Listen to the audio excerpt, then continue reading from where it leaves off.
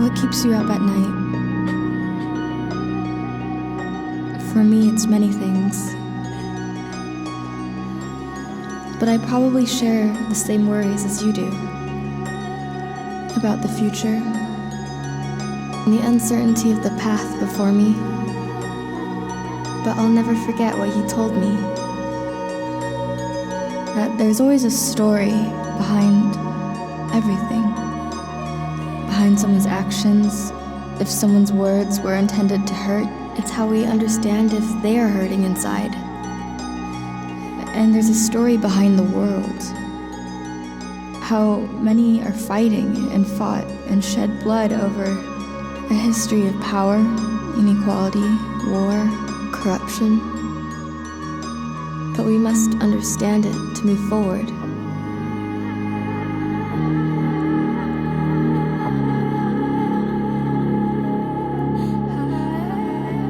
This is him. Prairie Band Potawatomi, a descendant of Chief Abram Burnett and Wiskigi Amayuk. Our family is documented by the U.S. Smithsonian Institute and Library of Congress. In the tribe, there are less than 10 fluent speakers left. He is an educator and performer of authentic traditional Native song and dance. But above all else, he's my dad.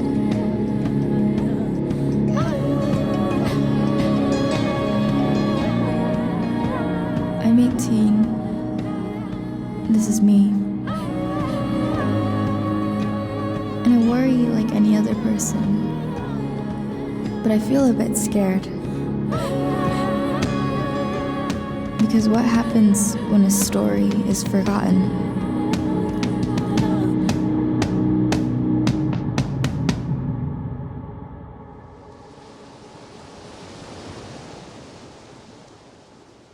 Kui Hwani Nira Kem Etem Nin Dak Nimtem Nin Boxt Nin Gitsegis Pekyakwan Mekit Wat Papatsian Gom Nakendem Yajuk Kekiajuk Nigi Jaye Ibe Gi Majes no what Wap Mets O Nide Wap Mets O Kwedak ik besen doge mejvi ayek nego yek niva kises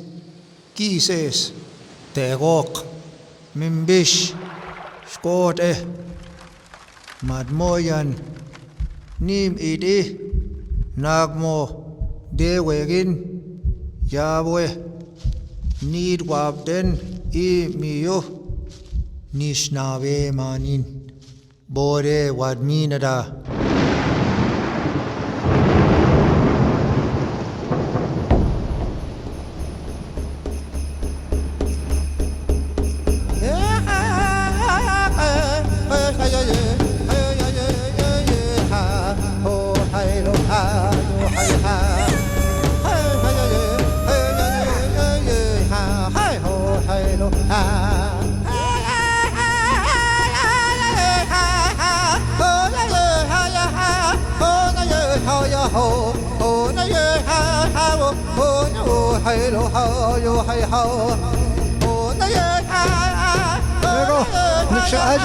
Nishqabuk nitqash kik halik aishqan yiqaja muqani jaja hada qada niqash ona yo hawo ona yo hayro hayo hay hawo ona yo ona yo haya ona yo haya ona yo hawo ona yo hayro ha. We're Anishinaabe, Potawatomi, Chippewa.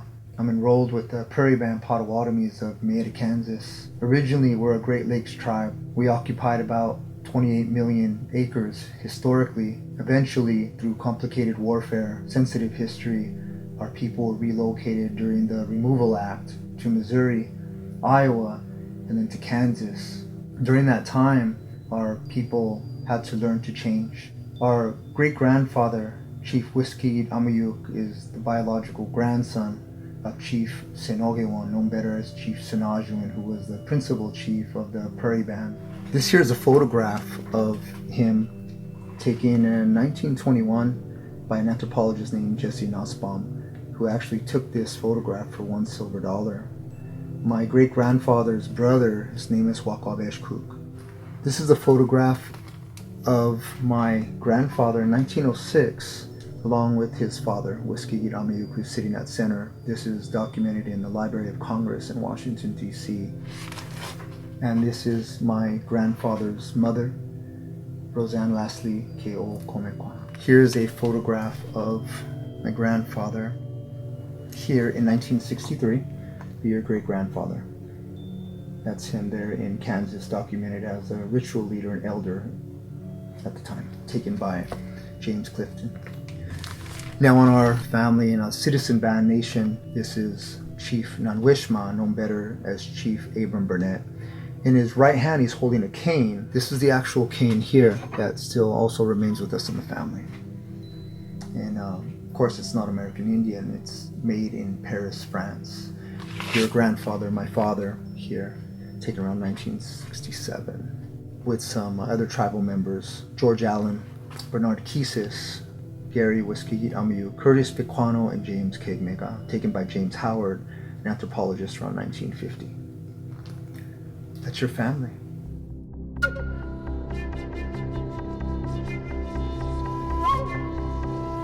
I remember learning how to dance when I was really little, 4 or 5 years old, and I loved it just because it was so fun.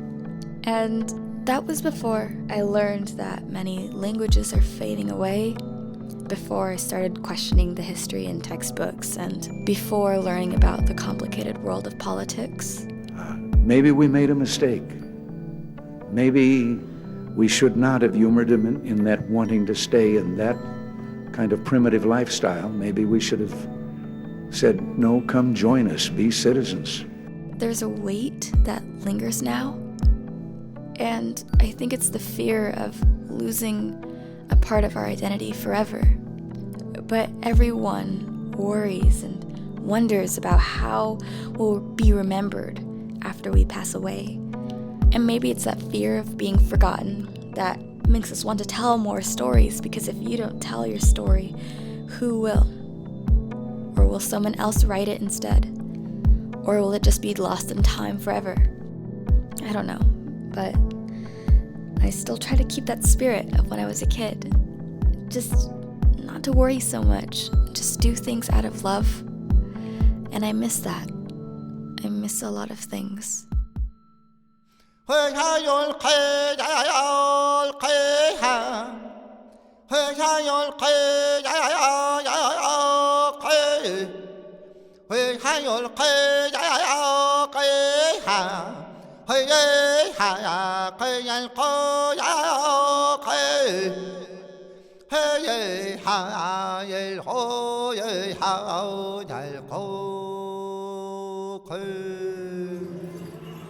For myself, growing up almost like a wanderer, like many of my friends from other enrolled tribal nations, a lot of us trying to find ourselves in the world.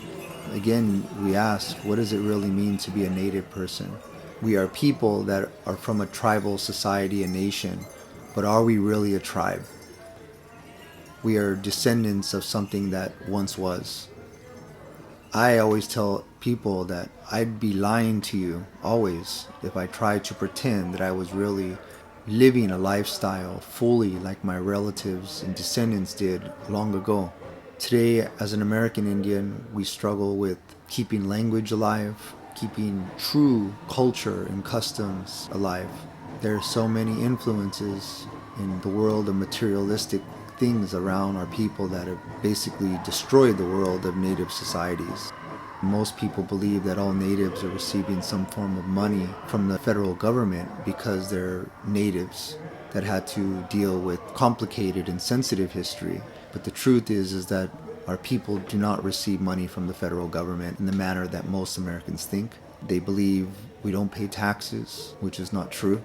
They believe that all natives go to school and colleges anywhere and anytime they want for free. That's not true. And that all Native Americans have some form of casino upon their Indian reservation, which is extremely not true. Most tribes live in a reality of poverty.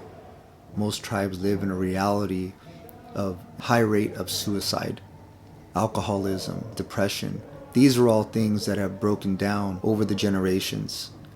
To strategically destroy the tribe and the nation, the reservation was a concentration camp.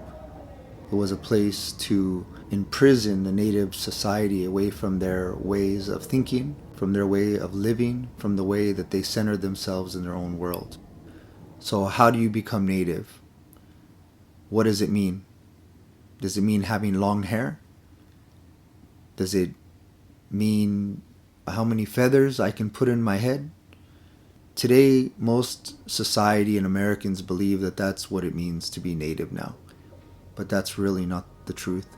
The truth goes back to you as a human being and how our people long ago looked at the world and how they centered themselves. Being native was being one with earth, being one with water, being one with the spirit world, being one with the world of consciousness, being one with the world of someone who is alive and awake when one's body is sick and damaged, and when one passes on to the spirit world. Our people look at the realm of sky and space, the universe, the realm of water and the realm of land, the realm of the dream world. These are places that our people looked upon. We are descendants of something that once was, but there are many trying to hold on to those old ways.